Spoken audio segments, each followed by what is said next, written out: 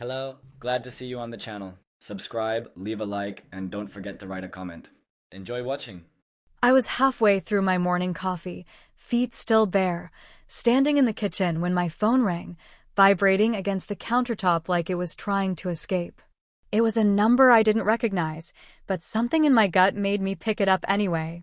A man's voice, calm but official sounding, asked if I was Rachel McKinney. When I said yes, he told me there had been an accident involving a Lexus RX registered under my name. For a full 5 seconds, I couldn't even speak. My mind stalled, trying to reboot itself. I hadn't loaned my car to anyone. It was parked in my garage just last night, cleaned, fueled, and exactly where it should have been. Or at least I thought so. He went on to explain that the vehicle had been involved in a collision, driver unharmed, but the car was likely totaled. My stomach dropped. I asked who had been driving. He paused, then said the name, Dylan McKinney. My brother. My little brother. My first thought wasn't worry or panic, it was pure, sharp, blinding fury. Because I already knew how this would go. I knew what I'd hear. I'd lived the song and dance for over 3 decades, and it always ended the same way. Dylan is 4 years younger than me. And if I had $1 for every time he's gotten away with something he damn well shouldn't have, I'd own a fleet of Lexus SUVs, not just one. He's the kind of person who leaves chaos in his wake, but still walks out of every situation untouched. When we were kids, he broke my Game Boy and blamed it on bad batteries. When we were teens, he flooded the basement, sneaking a keg into Dad's tool room, and I got grounded for not keeping an eye on him. And don't even get me started on the time he crashed Dad's old Chevy. I swear, it's like Dylan has always lived inside some bubble of immunity, shielded by our parents' blind optimism and excuses. He's just figuring himself out. He's under a lot of pressure. Boys mature slower. Ratch, give him time. That time has now stretched into 33 damn years. I left my house like a woman on a mission. I didn't even change out of my pajama pants. I just grabbed my keys, slammed the door, and drove the second car to the address the officer had given me. When I got there, I saw the mess. My car, my beautiful 3-month-old titanium pearl Lexus, looked like it had been fed through a meat grinder. The front end was caved in, airbags deployed, windshield spiderwebbed. And there, standing next to it, unbothered and sipping a bottle of Gatorade, was Dylan. Smirking, like it was just another Tuesday. I walked up, trying to stay calm, trying not to make a scene. I asked him, very simply, what the hell he thought he was doing. He didn't flinch. He didn't look scared, or embarrassed, or even sorry. He shrugged, took another sip, and said, "It's not like you can't afford another, sis." Like he was commenting on the weather. Like the car hadn't cost me over 60 grand. Like he hadn't just committed grand theft auto with a side of reckless endangerment. My blood pressure must have hit the roof. I felt my ears get hot, and my hands started shaking, not with fear, but with restraint. Because all I wanted in that moment was to slap the smugness right off his face. But I didn't. Instead, I did what I always do when Dylan screws up. I tried to make it make sense. I tried to figure out if I had somehow missed something, left the keys out, said something that could be twisted into permission. But no. I remembered locking the garage. I remembered placing the key fob in the drawer by the sink. Which meant he broke in. Or picked the lock. Or found some other Dylan-style loophole to get what he wanted. When I asked how he even got into my garage, he just smiled and said, "You always leave the side window unlatched." He winked, like it was some cute inside joke we shared. My jaw dropped. I had to walk away. I called my parents, still shaking, still trying to process the insanity of it all. And when I told them what happened, when I explained that their golden boy had broken into my house, stolen my car, and demolished it, do you know what they said? My mom sighed, like I had just told her Dylan forgot to take out the trash. "Rachel," she said, in that tone she uses when she's trying to keep things peaceful, "please don't overreact. He's your brother." I almost dropped the phone. Overreact? My blood was boiling, my car was a heap of metal, and they were acting like I was the problem. Like the real issue wasn't Dylan's total disregard for anyone's boundaries, but the fact that I was making too big a deal out of it. And that's when I realized something that hit me harder than any car accident ever could. I had spent my whole life underreacting. I had spent years swallowing my anger to keep the peace, brushing off Dylan's bullshit to keep the family intact. But not this time. No. This time, I was going to react.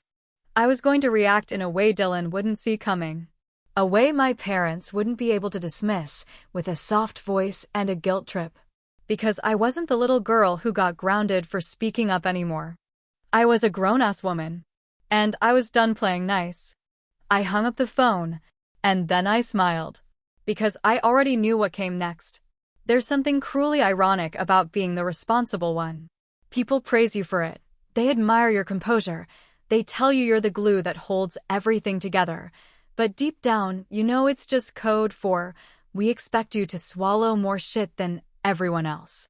I've been hearing that same song my whole life, playing on a loop from the mouths of the people who were supposed to have my back. Be the bigger person, Rachel. Don't escalate, Rachel. Dylan didn't mean it, Rachel. It's like they wrote the script years ago and never bothered updating it. That night, after the crash, I sat alone in my kitchen staring at the spot where my car keys used to sit. It was such a small thing, that drawer by the sink, but it suddenly felt symbolic, like the final straw in a stack of invisible responsibilities I'd been carrying since childhood. The keys were gone. Not just physically, but as a symbol of trust, autonomy, and privacy. And Dylan hadn't just taken my car, he'd stolen my patience, hijacked my sanity, and lit the last fuse I had left. When I was 10, he set my math homework on fire because he thought it'd be funny to watch the paper curl and smoke. My mom blamed me for leaving my folder too close to the fireplace. When Dylan was 19, he totaled Dad's Chevy after getting blackout drunk at some off-campus party, and they bailed him out like it was a parking ticket. He didn't even lose his license. Meanwhile, I worked 3 jobs through college just to afford rent, textbooks, and those miserable $2 frozen burritos. Nobody ever bailed me out.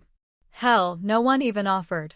I graduated on time, with honors and a resume full of actual experience, but the only thing my parents brought up at my graduation dinner was how proud they were of Dylan for starting to find direction.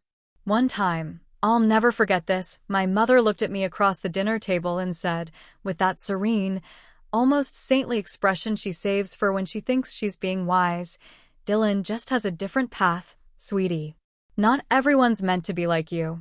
Like I was some robotic overachiever, while Dylan got to be the soulful wanderer. Never mind the fact that his path was paved with other people's forgiveness and a complete lack of consequences.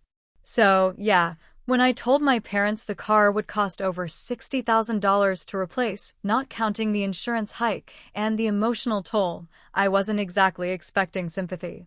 But what I got was worse than indifference. I got minimization. My dad sighed and said, "That's unfortunate, but money can be replaced. Family can't." My mom chimed in with, "Try not to let it eat you up, honey. It's just a car. Just a car. The car I bought with my own damn money. The car I chose after years of taking care of everyone else's needs before mine. But sure, just a car." I tried to stay calm. I really did. I even added it all up out loud just so they'd understand the weight of it.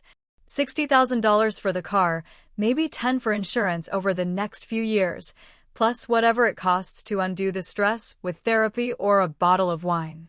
That's like $75,000 in total. Or maybe 80. Honestly, math was never my strong suit. I said it half joking, half serious, but neither of them cracked a smile.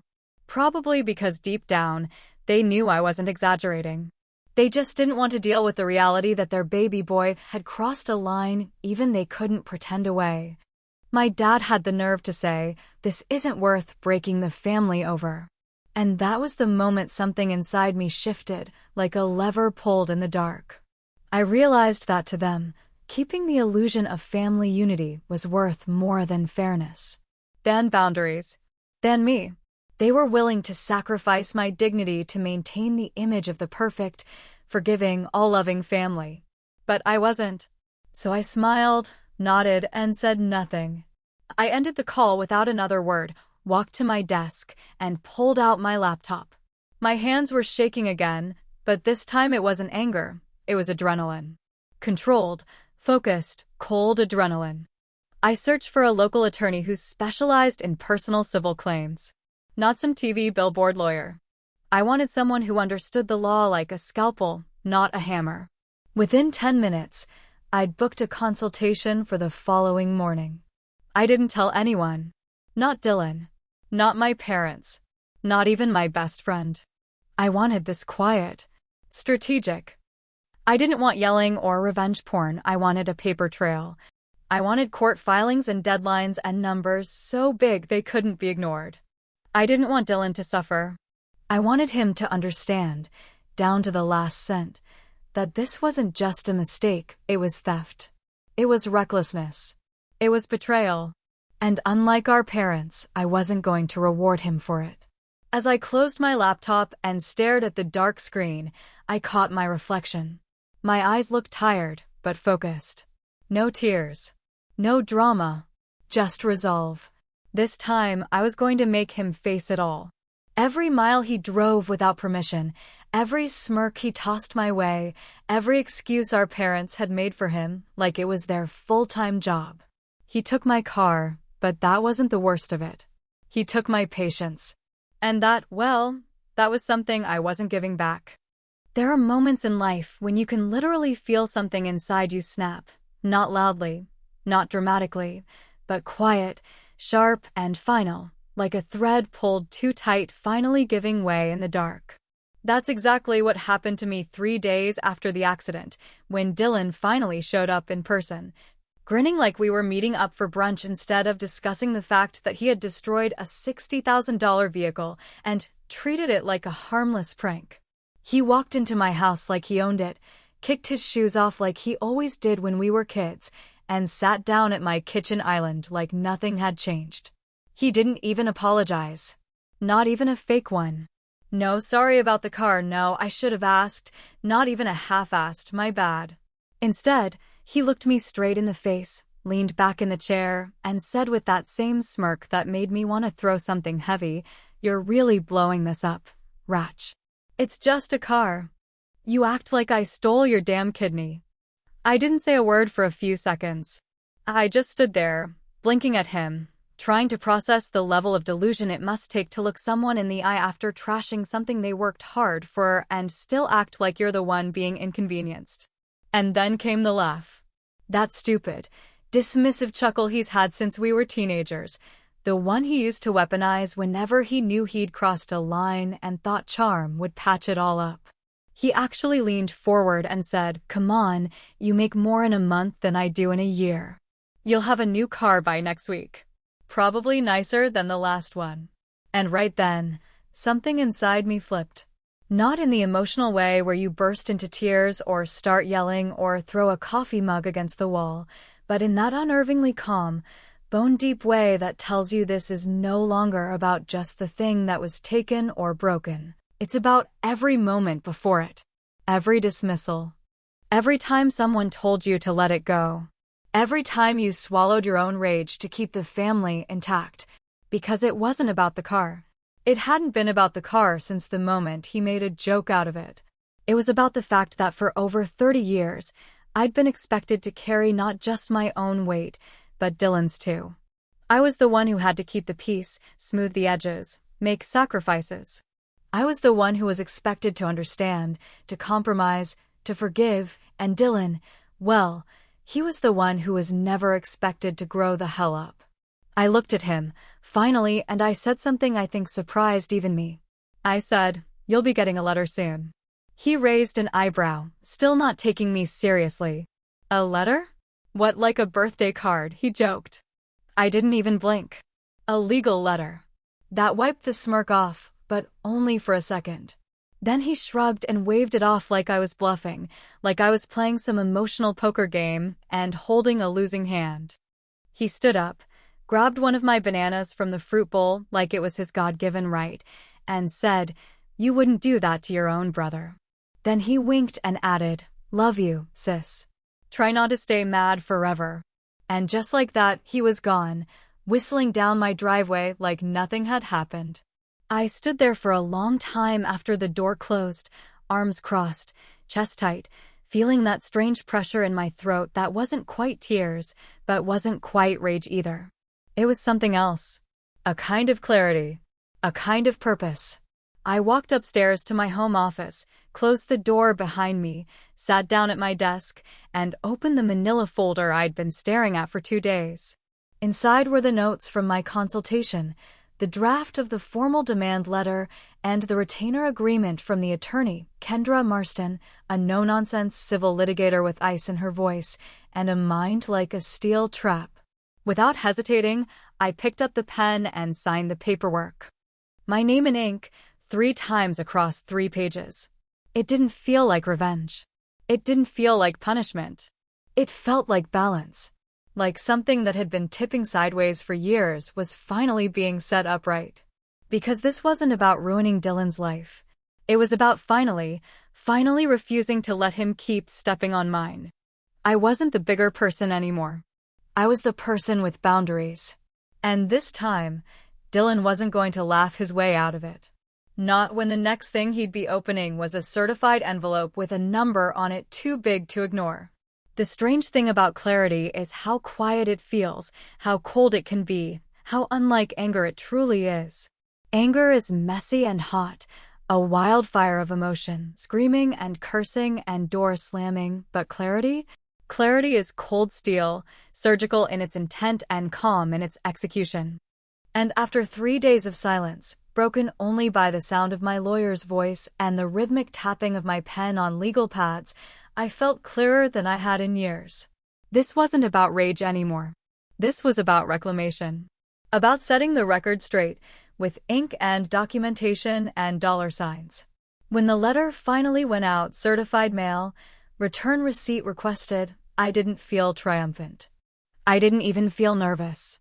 I felt still, like a lake that had stopped rippling after a storm. The demand letter laid it out with exacting detail: unauthorized use of property, damage to private vehicle, emotional distress, projected insurance penalties, and punitive damages for trespassing and willful negligence. It wasn't personal. It was business. And Dylan, for the first time in his life, was going to have to understand what happens when you treat someone's life like your own personal playground and expect 0 consequences. I didn't call him. I didn't text him. I didn't even mention the letter to anyone, not because I was hiding, but because I knew it would reach him soon enough. The paper trail was clean. The evidence was documented. My garage camera had caught him sneaking in through the side window, face clear, time-stamped, unmistakable. The emails from the insurance company were printed and stapled, with numbers that even a judge would frown at. Every base was covered. So I shouldn't have been surprised when my mother called the moment Dylan got the letter. And yet, somehow, I still wasn't prepared for the sheer audacity in her voice. She didn't ask if I was okay. She didn't express concern about the damage, the theft, or the stress I'd endured. Instead, she started the conversation with, "Rachel, what the hell are you doing to your brother?" To my brother. Not what he did to me. Not how he broke into my house and wrecked my property. No, the concern was squarely focused on how my actions might make poor Dylan feel uncomfortable or, God forbid, accountable. I could hear the judgment, the guilt-wielding tone I'd grown up with. It was the same voice she used when I didn't invite Dylan to my engagement party years ago because he'd been caught stealing from my fiancé's wallet the month before. The same voice that once told me family sticks together when I said I didn't want to lend Dylan another $500 to cover his rent after he'd blown his paycheck on crypto and vape pens. I kept my tone level calm. I told her I was tired. Tired of being expected to forgive, forget, and clean up after Dylan like it was some kind of job I had been involuntarily hired into at birth. I told her this wasn't revenge. This was consequence. I told her I was not the villain here simply because I had the backbone to say enough is enough. But my words didn't land. She launched into a tearful monologue about how I was destroying the family, about how Dylan was fragile and going through things, about how she never thought I could be so cold. And somewhere between her sniffles and accusations, she said the one sentence that I think snapped whatever thread of maternal connection I still had clinging to hope.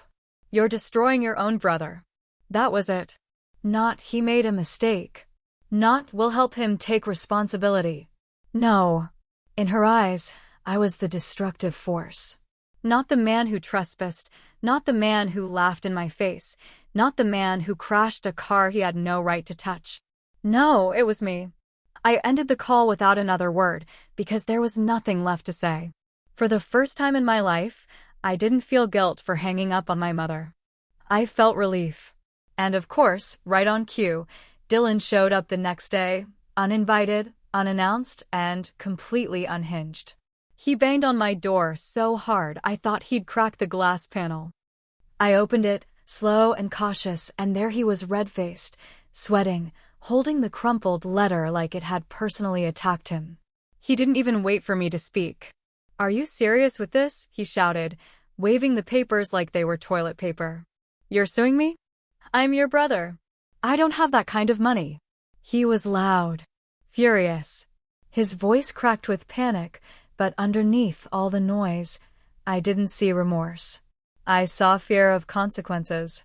I saw someone who had coasted through life and was finally starting to realize that maybe, just maybe, the world wasn't going to keep cushioning his every fall.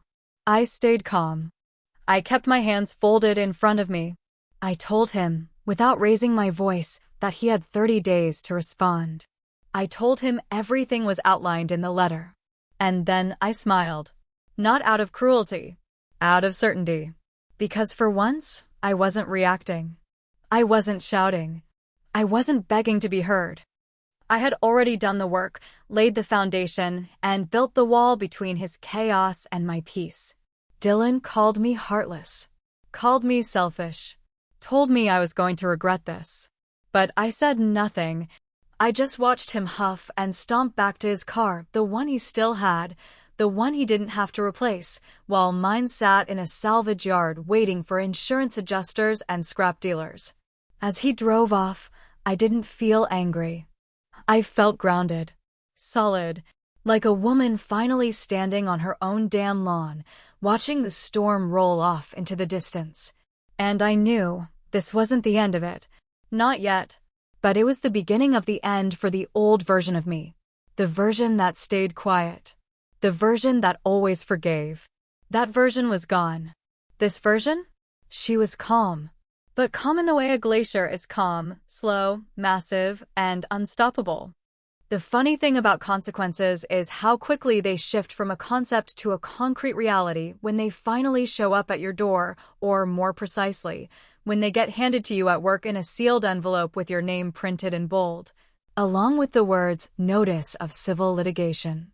That's exactly how it happened for Dylan, who, despite all the warnings, all the certified letters, all the time I gave him to make it right, chose to ignore it all, like he could just outwait the fallout the way he had so many times before. But unlike every other time, there was no soft landing.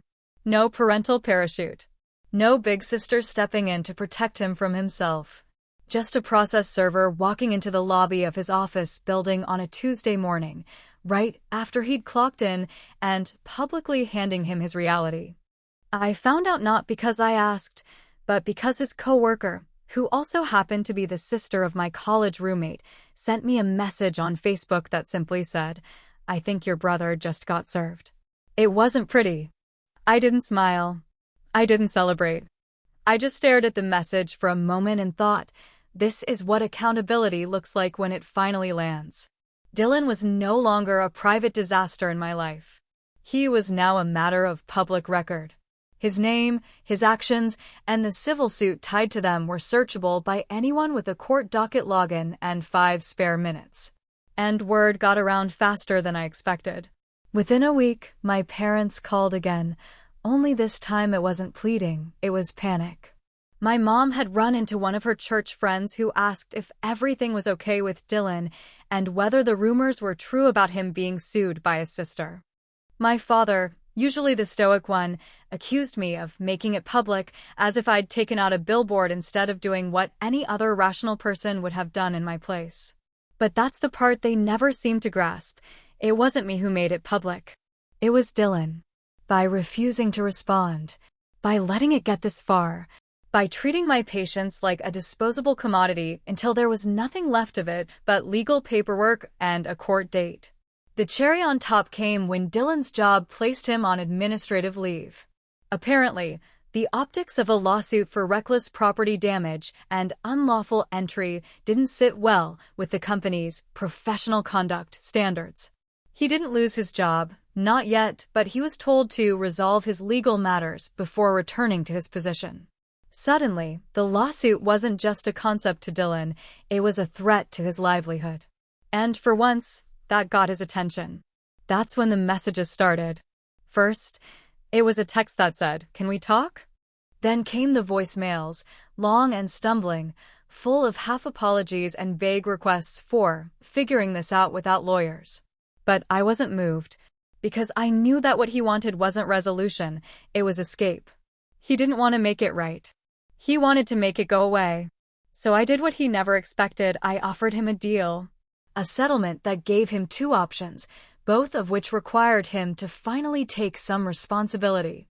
Option 1, pay half the damages up front, in cash or through a structured plan approved by the court. Option 2, let it go to trial, where I would pursue the full amount, plus punitive damages and legal fees. And just so there was no confusion, I had my attorney deliver the proposal with a deadline stamped across the top in bold red ink. 30 days. No extensions. He showed up at my door 2 nights later. Not yelling this time. Not cocky. Just broken, disheveled, paler than usual. He stood on my porch like a kid who had finally been called to the principal's office and realized there would be no one there to lie for him this time. When I opened the door, he didn't step inside. He didn't ask to. He just stood there and said, "I didn't think it would go this far." I let him talk. I let him say everything he needed to say about how he wasn't thinking, how he didn't mean to hurt me, how he thought I'd eventually forgive him like I always did. He said he was scared. He said he couldn't afford it. He said he missed when we were close. He said a lot of things that, once upon a time, might have broken my heart. But this time, they didn't even scratch the surface. When he was done, I didn't hug him. I didn't say it was okay. I didn't say, "I forgive you," because that would have been a lie, and I was done lying to make other people feel better. I looked him in the eyes and said, "That's what the invoice is for." And I closed the door. In the end, he paid half of it through monthly payments set by the agreement. He sent a formal written apology through his lawyer, which I kept in a drawer but never responded to. I dropped the lawsuit not out of kindness, but because the lesson had been delivered. Publicly, thoroughly, and, most importantly, on my terms. But the family didn't heal. Not really.